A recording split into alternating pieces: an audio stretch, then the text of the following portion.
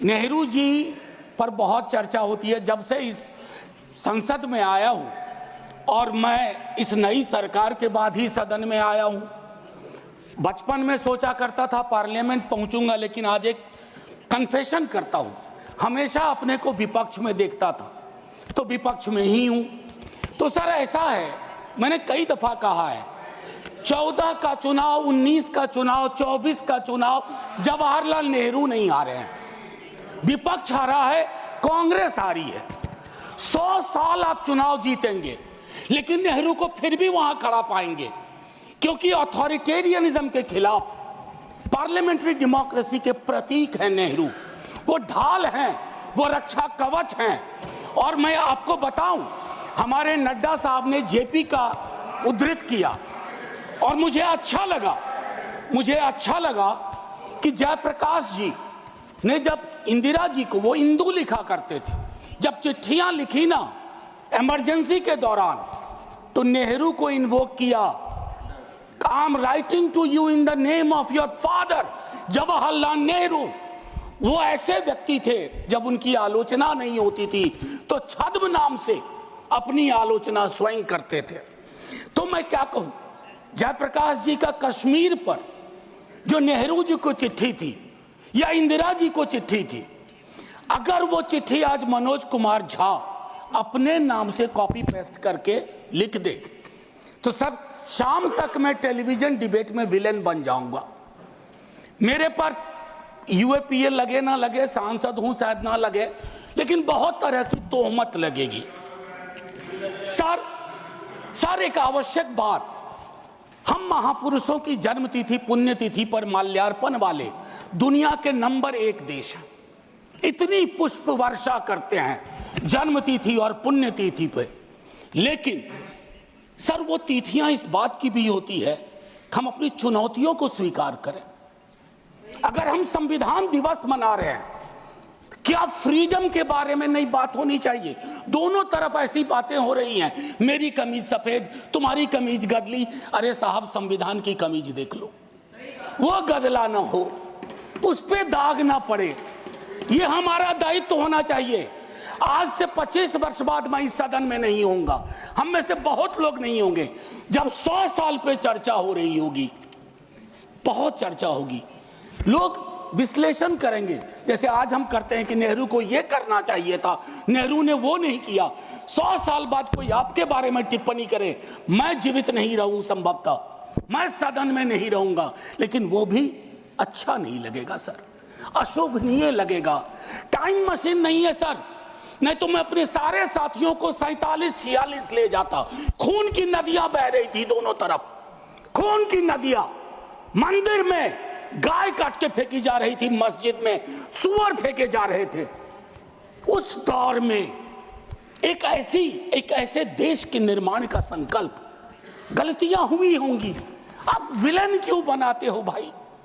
Villain मत बनाओ, आपसे भी गलतियां होती हैं, हमसे हुई हैं। मैं सिर्फ इतना कहता हूं माननीय उपसभापति महोदय, कि जब हम तबसरा करते हैं इस तरह के नेताओं पे, तो हम भूल जाते हैं 47 में इस देश की क्या हालत है। सर आपने घर बनाया हो, मैंने नहीं बनाया अभी तक, मेरे पिता ने बनाया। सर ग्राउंड फ्लोर बनाने में सबसे ज्यादा मेहनत लगती है, नींव है वो। नेहरू और अंबेडकर, पटेल, आजाद ने नींव डाली, आप सेकंड थर्ड फ्लोर बना रहे हैं, उन्होंने फर्स्ट फ्लोर बनाया, आप 5 फ्लोर और बनाइए, लेकिन नींव के बगैर फ्लोर किसी काम का नहीं है, ये याद रहना चाहिए। सर माननीय उपसभापति महोदय, हमारे प्रधानमंत्री जी, भाजपा के कई साथी, और चूंकि ये संविधान की डायरेक्टिव प्रिंसिपल्स में है कि यूनिफॉर्म सिविल कोड, सर मैंने विस्तार से अध्ययन किया है, नड्डा साहब ने भी अध्ययन किया होगा, तमाम साथियों ने। सर कई तरह के उस पर विचार थे, लेकिन डोमिनेंट विचार था कि इसको रखो, किसी दिन वक्त आएगा इस पर बात होगी। सर 44 आर्टिकल, जो कि ड्राफ्ट में 35 था, उससे पूर्व आर्टिकल 39 क्लॉज सी है sir, about concentration of wealth. Income inequality का इस देश में जो आलम है, हम टाइम बॉम्ब पे बैठे हुए हैं। टाइम बॉम्ब है ये, और ये सबको इंपैक्ट कर रहा है, ना सिर्फ गरीब मजलूम वर्गों को, मध्यम वर्ग को। अभी हालिया रिपोर्ट आई कि प्रॉफिट मेकिंग कंपनीज, लेकिन उनकी प्रॉफिट का एम्प्लॉय के सैलरी में कोई रिफ्लेक्शन नहीं है सर। रिलेटिव डिप्रिवेशन का जन्म हो रहा है। 44 तक पहुंचिए यूनिफॉर्म सिविल कोड तक, लेकिन रास्ते में एक मील का पत्थर है आर्टिकल 39C।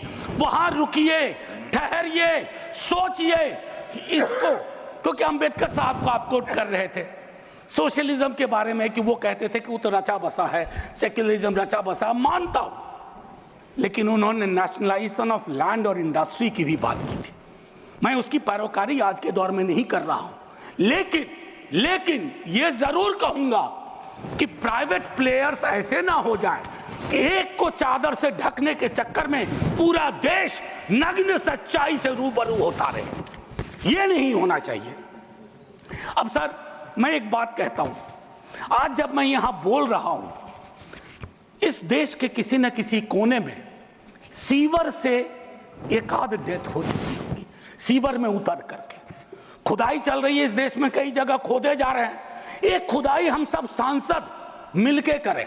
वो जो सेप्टिक टैंक और सीवर में उतर करके जहरीली गैस से मरने वाले लोग, ये कौन है?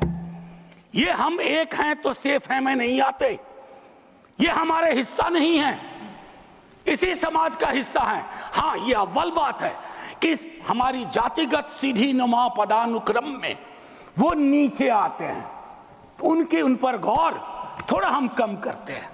ये नहीं होना चाहिए।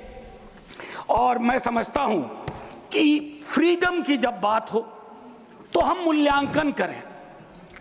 फ्रीडम में हाइफन नहीं होता है, फ्री के बाद डॉम नहीं, जैसे जॉर्ज ऑरवेल की किताब में था, all animals are equal but some animals are more equal than others.